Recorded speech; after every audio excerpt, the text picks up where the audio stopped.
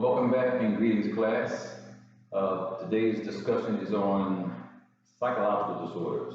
A lot to cover in this chapter, so I'm going to run through it quickly because of the time factor, but you will be able to slow it down and research it and also go over the PowerPoint slides.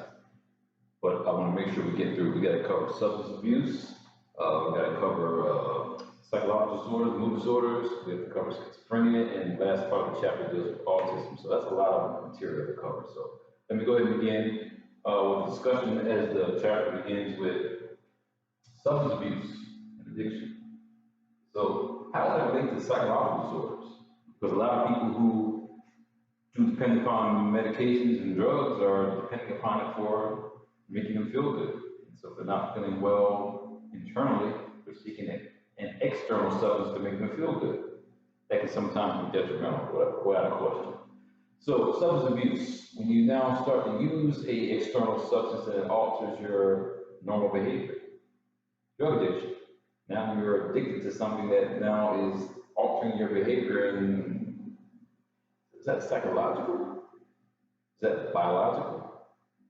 Is that spiritual? Is it moral? Can people just stop? Well, I look at addiction really as a disease because the brain has changed. So as we look at these topics of discussion to study drug addiction, substance abuse, we can kind of now lay the groundwork as we talk about mood disorders and why we say that there are some people that may be needing certain medications to alter their behavior. In terms of treating them for mood disorders, but in terms of those who are using it for recreational substances, not a good thing. Drug mechanisms. So some terms to remember. Drugs can have antagonistic or agonistic effects. Antagonistic sounds like blocking, like taking away. Agonist means stimulating, like creating and allowing something to work. So there are some drugs that can mimic another drug, mimic something that's actually in your body. So cocaine can mimic like dopamine in your body. So cocaine stimulant, dopamine stimulant, add cocaine makes the dopamine work better, and the person really feels high. So antagonistic, you have people on opioid problems today with now a lot more, with things like OxyContin and oxycodone and these particular opioids that people are overdosing on. They can be given a drug called naloxone that knocks that drug out, the opioid out, and now they're feeling better. So that's an antagonist. So agonist, antagonist.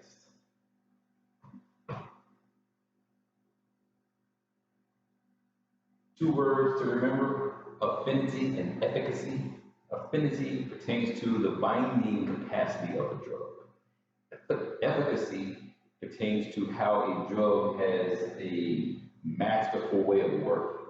How effective is it to what impact a receptor?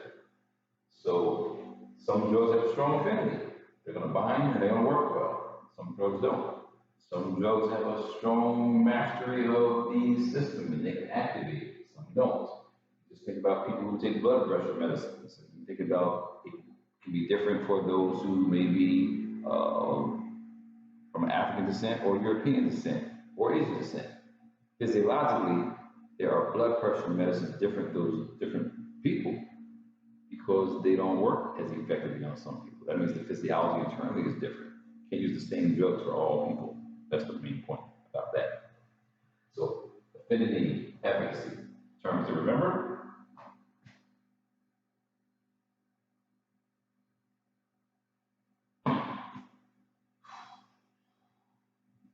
So in the issue of substance abuse, there is a brain area called the nucleus accumbens. It's supposed to be associated, highly associated with reinforcing effects of drugs. So we'll see a sagittal section of the brain and show you where that is. But the nucleus accumbens is highly associated with the reinforcing properties of doing drugs. It's found pretty much there up in the frontal lobe area in the brain. Location where addictive drugs release the dopamine or norepinephrine, drugs that cause excitement. So that area of the brain is very important to remember. So as I said, it's like up there in the frontal lobe area, right there. area, this little blue line. The blue line is going from the ventral tegmentum to that area, nucleus accumbens. That's actually the mesolimbic pathway for dopamine function. Remember, two dopamine pathways we notice. One is the mesolimbic pathway. The other is the nigrostriatal pathway. Any questions later? Certainly ask me when we go over our discussion. At this point, nigrostriatal 1, mesolimbic 2. The mesolimbic is involved in emotions. Kind of makes sense here because it's coming from the midbrain area, the ventral tegmentum, and going to the nucleus accumbens. So that reinforcing effect of a chemical. We don't even have to talk about drugs, it's a chemical. The nigrostriatal goes from the substantia nigra to the caudate nucleus, or the striatum. That's for movement. Both are dopamine pathways with two different pathways. Both have dopamine, but one's for emotions, one's for movement. And we'll deal with that a little later on when we talk about schizophrenia. But at this point, nucleus accumbens. And you see how then the pathways that it sends its fibers go further to the frontal lobes. That's where your thinking is. People scheme when they're doing drugs. They think about things when they're doing drugs. Have good feelings, but their frontal lobe, for intellectual reasoning, sometimes it can make the person reason wrongly doing drugs.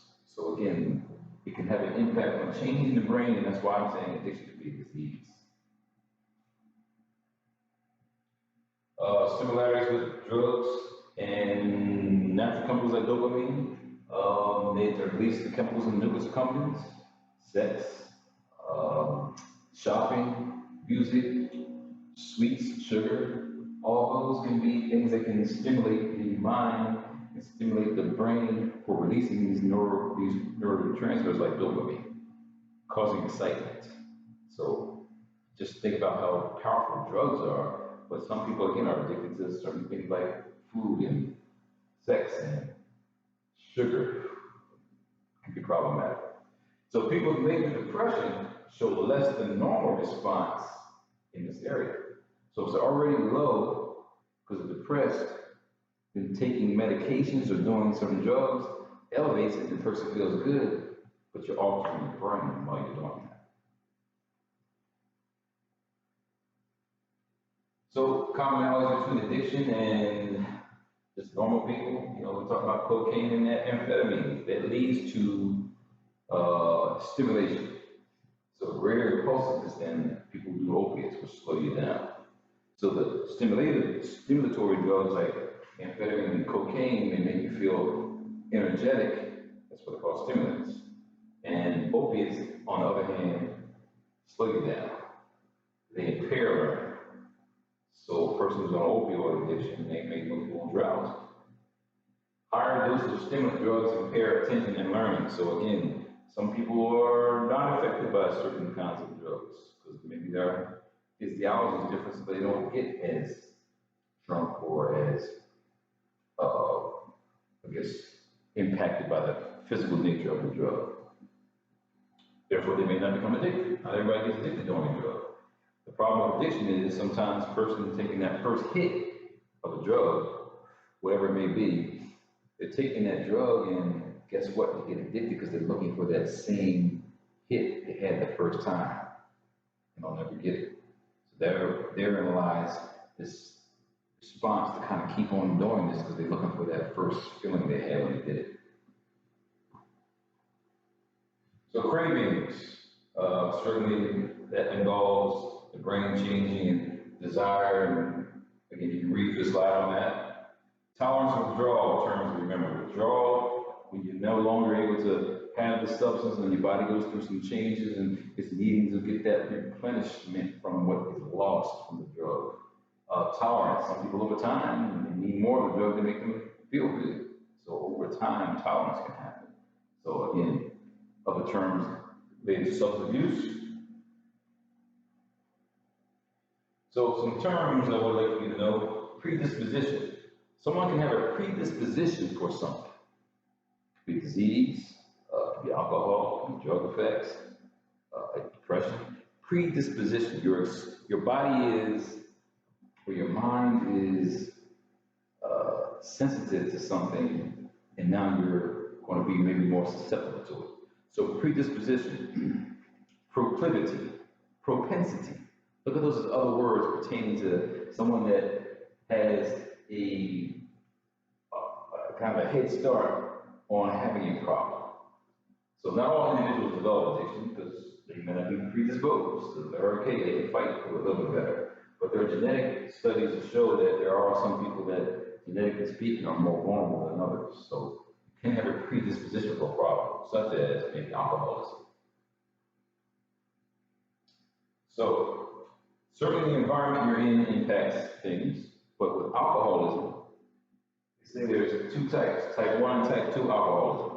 Type 1, they say, is for alcoholics who develop problems like later on in life. You know, people go to college and they're drinking, hanging out, and now everybody's drinking, hanging out, and so now you keep drinking and keep drinking. And so now you develop that gradually. So type 1. Type 2 is associated with early onset, and that's the one that can be more genetic. Because they say that male children of fathers who are alcoholic may develop type 2, that type 2 alcoholism. So there's a propensity. There's some studies showing that there's a latent P3 wave. When you do EEG studies, like electroencephalogram, there's later waves in those who have that father who's had alcoholism. So there's like genetic tests that can be looked at to see if a person may succumb. So type 1 and type 2 alcoholism does exist. And again, so people could be predisposed to it or just be an environmental situation. You're around it much more often. So these slides right here explain what I just said about the genetics. There's, again, certain societies where it's easy access for alcohol, certain states in the United States where you can get alcohol easily, convenience store, liquor store, supermarket. Some states you can't buy it in the convenience store, can't buy it in the liquor store. You have to go to a special place for it. It's not in the supermarket, so it depends upon the environments and also the cultures. Because we know that there are some Italian cultures where the kids may be drinking wine earlier than kids in other cultures. And so the wine having berries, pigments, grapes, and antioxidants, so they look at it medicinally. But again, the environment can play a lot in terms of how people succumb to alcohol. So believe it or not, there are some treatments for alcohol. This one of them is called ant abuse.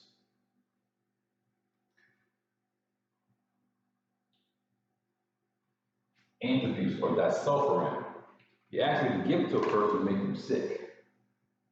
How does that work? Well, listen to this, because I don't think it breaks down in the slide like that, but alcohol, or the one you consume, is called ethanol. Ethanol is converted into acetaldehyde. So ethanol to acetaldehyde. Acetaldehyde then goes to acetic acid. So that's the biosynthetic pathway. In between each chemical, there's an enzyme that breaks it down. For alcohol to go to acetaldehyde, there's a chemical called alcohol dehydrogenase. For it to go from acetaldehyde to acetic acid, it is aldehyde dehydrogenase. So basically, a person could lack a certain enzyme and cause a problem with the what? Biosynthesis of alcohol. So the thing is, with alcohol, acetaldehyde is toxic. You don't want anybody. That's where you get the hangover effect from. So as the toxic levels rise with acetaldehyde, a person feels sick. You want it converted to acetic acid, which is like a sweet smelling chemical. You go to a laboratory, chemistry lab, pretty harmless chemical. Aldehyde, acetaldehyde is the problem. So the disulfiram blocks the enzyme, so acetaldehyde is increased, make the person feel sick, so they should not want to consume alcohol anymore. But I wouldn't say it's controversial, but does it or doesn't work? That's just the question. And again, we talked about opioids in another lecture, but naloxone, it can block opiate receptors. So now you have EMT personnel or school officials that if they see somebody on an opioid overdose, they can give this naloxone to help them block it and cause them to not succumb from the opioid problem. So in conclusion, with the drugs, opiates, giving those a problem with methadone, well, not problem, but Methadone is a way that they say you kind of relieve a person off of opioids or heroin. Uh, so morphine, heroin, they can be very addictive. And so there are clinics called methadone clinics that help wean the person off the harder drugs.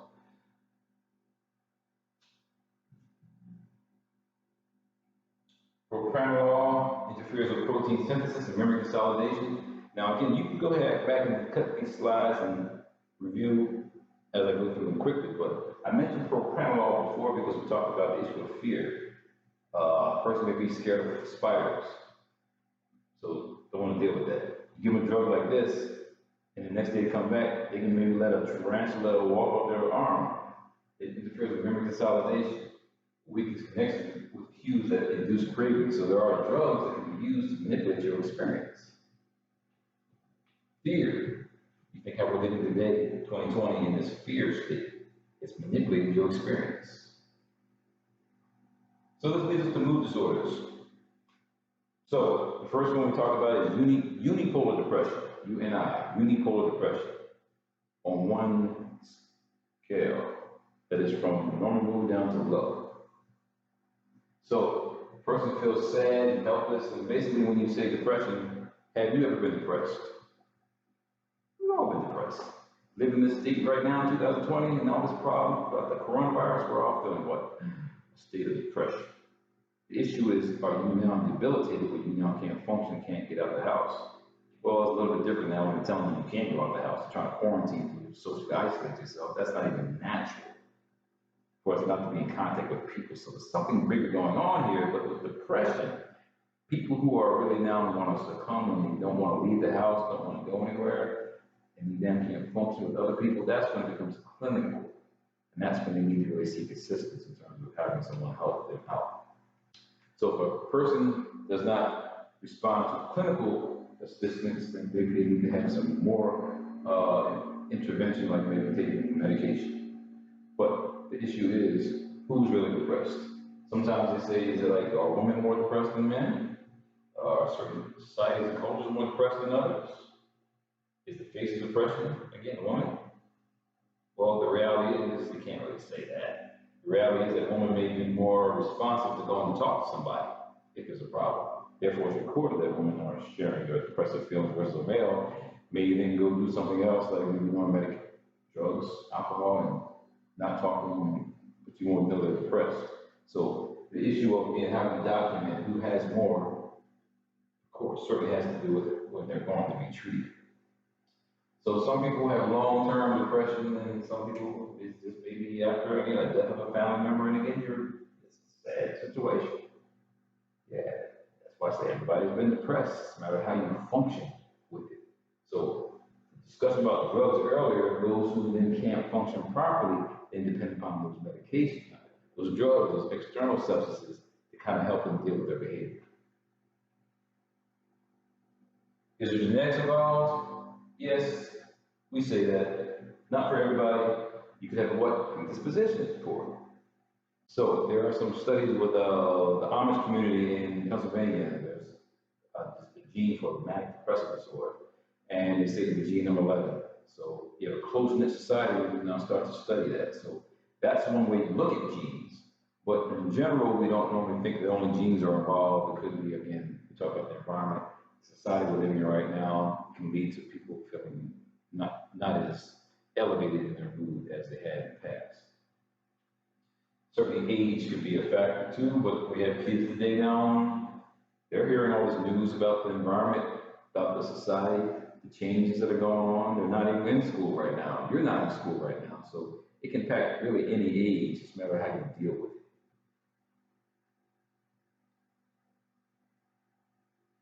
So the issue is with the brain. We already talked about left hemisphere and right hemisphere functioning in the chapter on cognitive functions. Left hemisphere, if you look at the differences, the right hemisphere deals with emotions. So the more activated it is, the more negative feelings somebody may be having.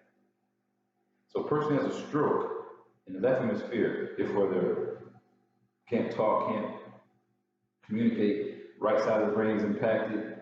The other side of the brain now comes overcompensated and expresses more. So there's more negative thoughts in the right hemisphere, that's where people are expressing more negativity.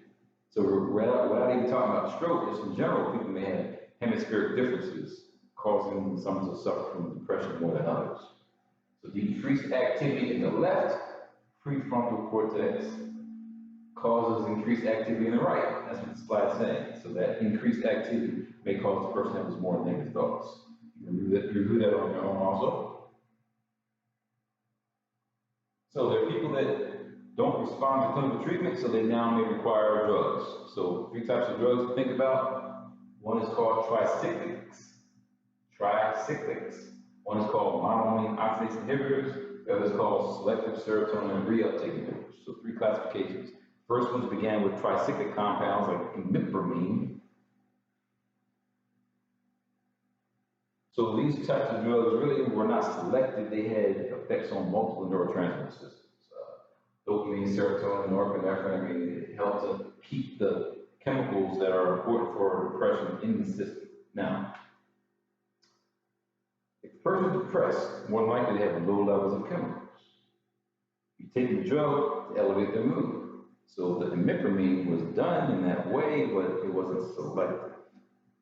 Side effects include drowsiness, dry mouth, difficulty urinating, heart irregularities. So it wasn't the perfect drug, but and the reason why I say tricyclics, 1, 2, 3, these cyclic compounds on the structure, and that's what gives it its name. But for you to understand it, those were the first line of drugs, and this led people to think that wow, maybe there's some chemistry involved, and why people aren't feeling well.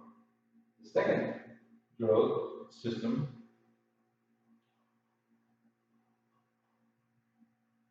was the monoamine oxidase inhibitors.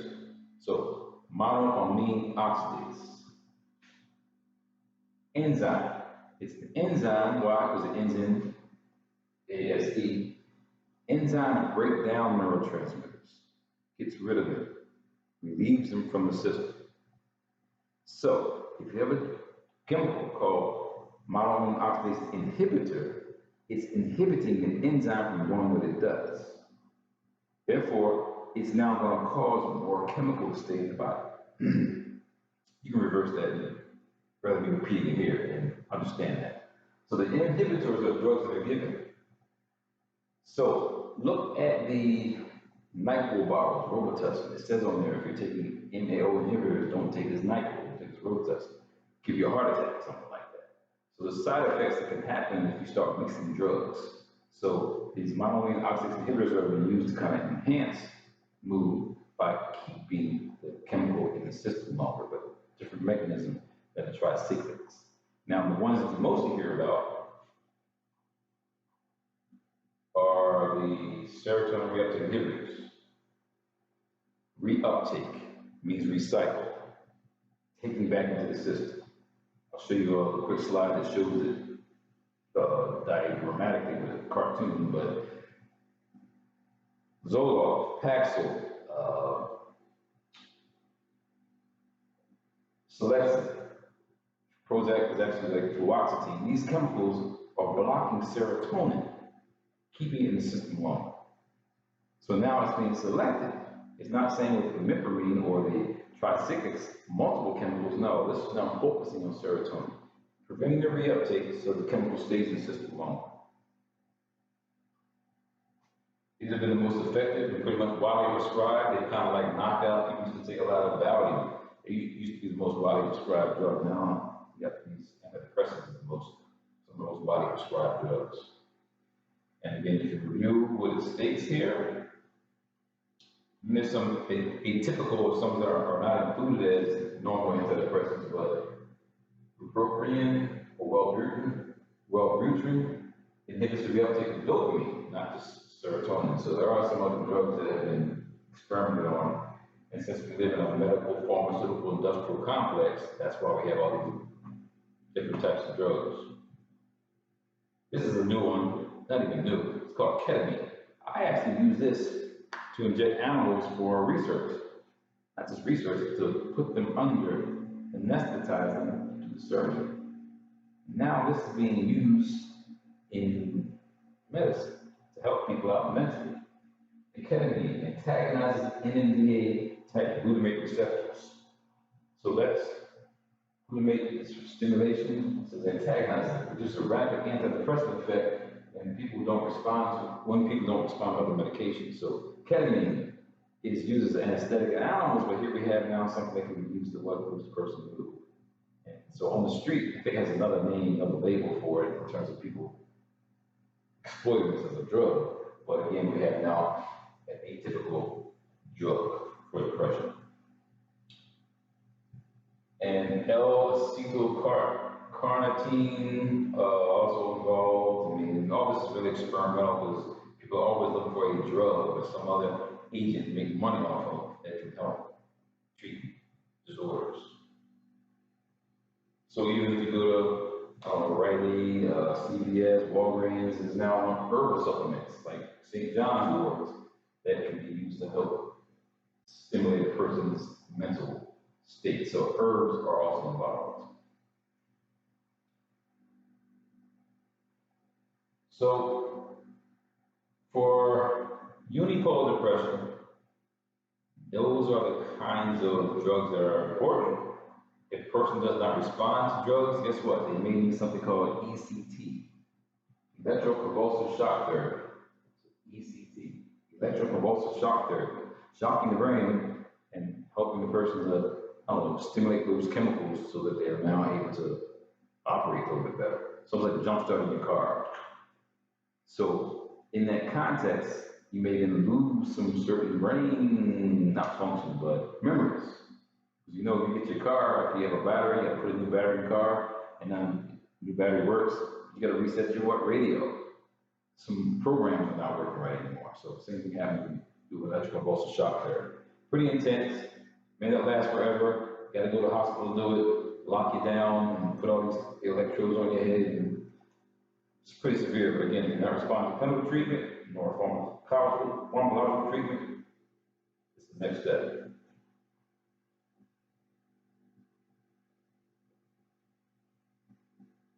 There's a new study or a new experimentation called transcranial magnetic stimulation, using magnets around the head. Magnets around the head cause them to be excited, brain areas to be excited, stimulate those neurotransmitters, making the person feel good. So it's non-invasive, not injecting anything, but just putting a magnet around the head and it's supposed to help out a person to be happy. Sleep can be a problem. You gotta get your rest. Circadian rhythms, they're off, guess what? That can cause you to not sleep properly and then be depressed. So beyond what we just said with major depression, which is unipolar depression, we have bipolar depression. Bipolar is characterized by two phases, manic or depressive. So you can be in 2 weeks phase of being happy and feeling like Superman, and then you go to the bottom phase where you're really low and don't want to do anything. So a person who be bipolar doesn't happen like in a day, it could take over weeks for it to be manifested, but bipolar is a problem that manifests in society today because how do you really diagnose who does and who doesn't have that? Mood changes are really a problem and could just be mood versus really having a psychological disorder. So characterized by, again, fluctuation between being manic and being depressive. So you don't treat this the same way you do unipolar depression. You can look at this slide and talk about it. Could it be genetic? Potentially, we already talked about that. It could be genetic for some people. The issue of them now labeling little children as bipolar. I don't really agree with that, but that's what's happening now. Kids are being labeled with some of these problems. Treatments. Not the ones we mentioned earlier, but lithium has been used. Lithium is a salt. Lithium has, for some reason, some way that stabilize.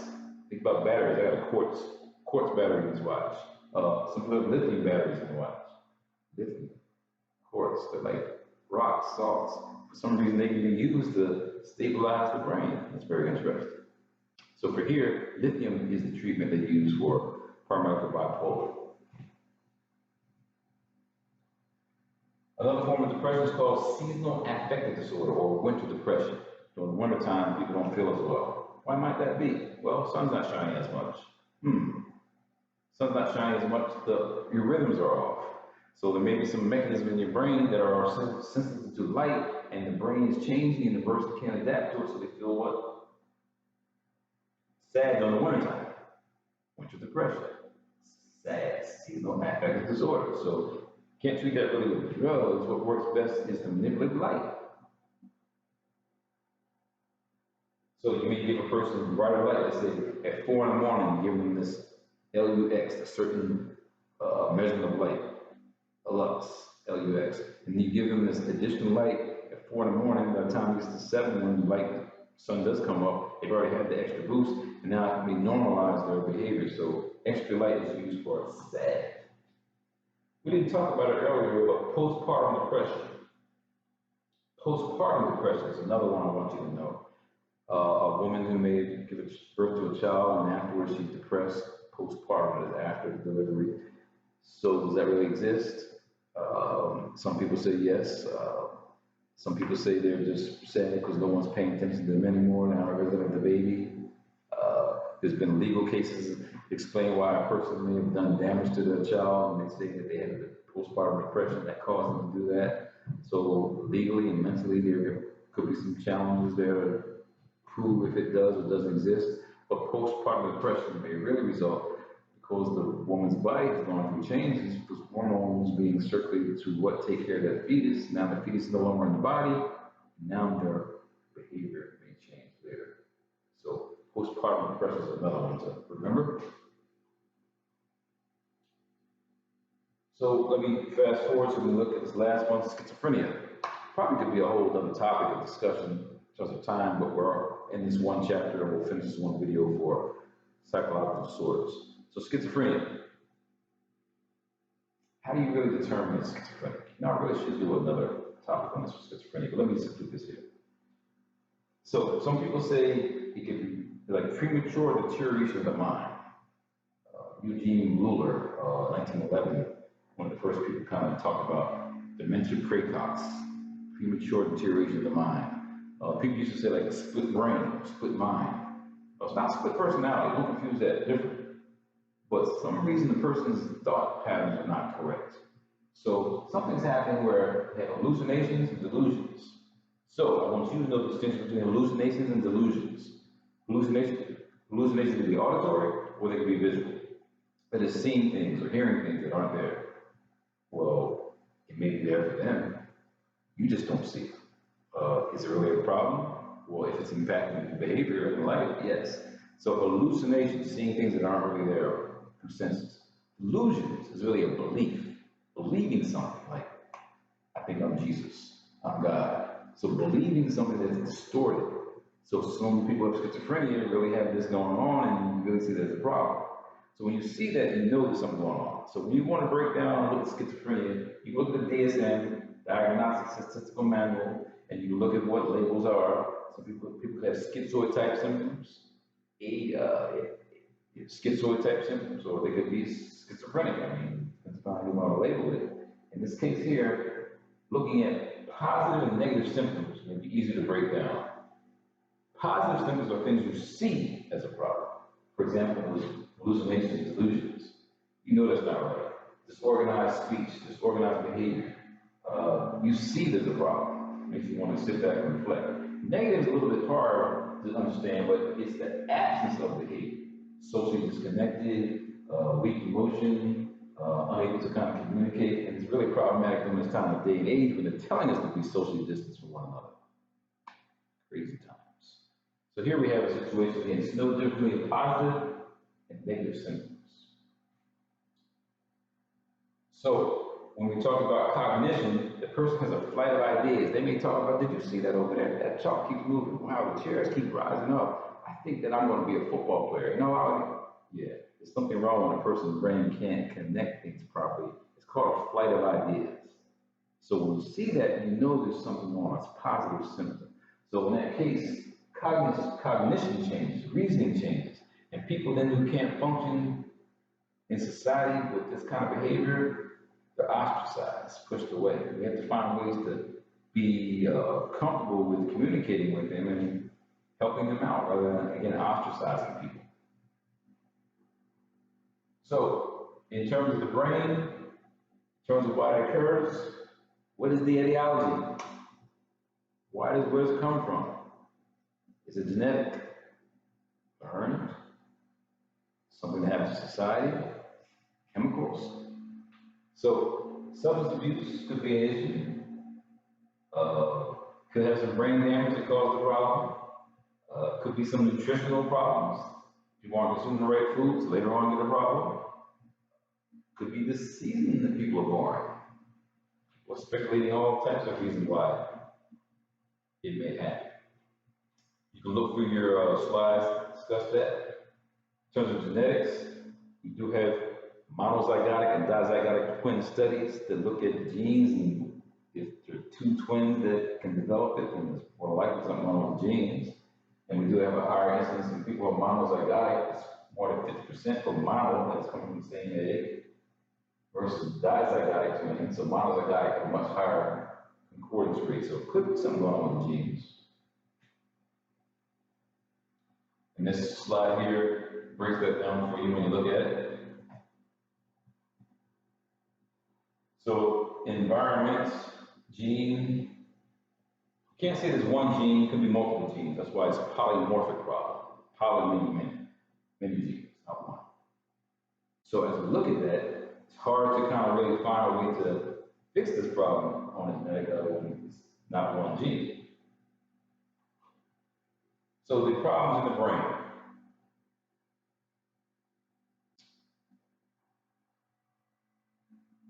So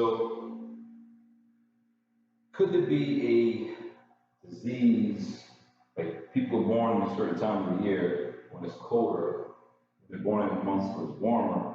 Is it like viruses like that going on right now that are in the body that cause the brain to kind of be formed differently?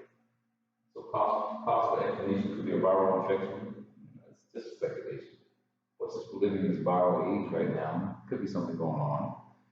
The issue of, in the past, people talk about you can catch viruses from cats, toxoplasma gondii. There's books that discuss how you can catch mental illness. Read a book by Harriet Washington called Infectious Madness, about how you can catch mental illness. Pretty neat book, Harriet Washington. And abnormalities, I want you to recall that in the brain, we have something called ventricles. Out of the brain, ventricles. Take the brain out, you got this area right here that's kind of clear. It's clear because what? It contains fluid. So these ventricles that are here in the brain, this clear stuff, if they widen, the ventricles or cavities widen, brain mass shrinks. So that's a problem with schizophrenia. Larger than average ventricles. Minor abnormalities in other subcortical structures, and the smaller hippocampus. Hippocampus deals with what? Memory. So they're unable to kind of relate things that are going on and remember what they should not be scared of, and some people maybe live with paranoid schizophrenics. So hippocampus changes. Ventricles enlarge. Brain mass shrinks. Wow. So the issue is the chicken or the egg. Did that happen first in the person gets schizophrenia? Or do they have schizophrenia and then the brain changes? Think about it. So deficits, memory and attention problems. So how do you fix this? Hey, it's a challenge, but drugs are one way. So in terms of the drugs that are used to treat schizophrenia, they're called antipsychotic agents. Antipsychotic agents. So some drugs that are antipsychotic agents would be Thorazine, Haldol, chlorpromazine. Those drugs are used to stimulate a certain chemical in the brain that's supposed to be less in a person with schizophrenia, no, more in a person with schizophrenia. So schizophrenia may result from higher than normal levels of dopamine. So the antipsychotic drugs help to block dopamine. So phenothiazines, these are other kinds of antipsychotic drugs. The ones I just mentioned, Thorazine, Haldol, are more popular, but when you hear about a person not being on the meds, you question what's going on with them. If they don't like the feeling that these drugs give them, that's why they don't do the drugs anymore. So schizophrenia can be very difficult to treat because the person has to be willing to take medication to assist them. So there's several drugs. I just mentioned Thorazine, chlorpromazine. So depending upon the drug, some are more effective than others. Some of them don't work. Some make people lose their movement. Remember, dopamine is also involved in movement. So you're taking a drug to lessen the dopamine to make their behavior change. You're making them feel catatonic. You've seen those experiences. There's another side effect called tardive dyskinesia. I think it's a slide that shows that. But the constant writhing of their tongue and their fingers, they don't like that feeling. So the drugs can sometimes create a problem. So dopamine has been associated with most of the treatments. However, we now know that it could be beyond dopamine, it could be glutamate. Why do we say glutamate? Because a drug like PCP, phenylcyclidine, can cause people to have psychotic type feelings, like being like a Superman. It's really a problem because cops will use to say, oh, they want PCP, that's why they beat that person down. He no longer exists because he's passed, but Rodney King, they said he was on PCP. That's why he cop beat one black man down on the street, because it has superhuman powers, whatever that means. So PCP now is associated with glutamate. Therefore, now there may be a way to look at maybe using drugs to block or alter glutamate to help out people with schizophrenia. So that's still under investigation. I talked about these pathways earlier. You have time to go back on your own to look at the pathways. There's that one from drug addiction, mesolimbic pathway, ventral tegmentum to nucleus accumbens. And then you have this nigrostriatal from the substantia nigra up to the caudate nucleus. That's for movement. So again, the people who are doing the drugs to help them out to treat for schizophrenia, it's not impacting the other system. Therefore, they can't move. Problem. So, in conclusion, with schizophrenia, again, you can see brain changes. The issue is, does the brain change, and then the person has schizophrenia, or they have schizophrenia, and then they have these brain problems. Either way, we know the brain is changing. The last topic was on autism, and essentially that's been more popularized today because there are people who have Asperger's syndrome, different types of spectrum disorders, and so autism pretty much is a global kind of discussion. But for some reason, people aren't interested in having contact with others, but they can be really sharp in certain tasks, like maybe artwork, or maps, or history, or knowing certain kinds of things. So autism is a very difficult way of kind of expressing what the problem is, because some people may be able to get out of autism over the years, because they're not expressing those same behaviors, problems they had when they're young, they couldn't talk, but get older, they're okay. So it's a spectrum of disorders. You can look through the slides and see those spectrums. The issue again becomes is genetic. In this day of coronavirus and impending vaccines that may happen, some people have complained in the past about vaccines, and that is what caused their child to have autism. Multiple shots at a very sensitive age as the body's developing. So we have to be prepared for what's coming beyond 2020. So the issue of, again, how and why it happens and occurs is a developmental issue going on with the brain. So in conclusion, I would like you to know what we discussed on substance abuse and addiction, the mood disorders, schizophrenia, and we won't have a whole lot of questions on autism, but just in terms of you understand it, because it's really a part of our society today. Okay? See you on the next lecture. Study hard.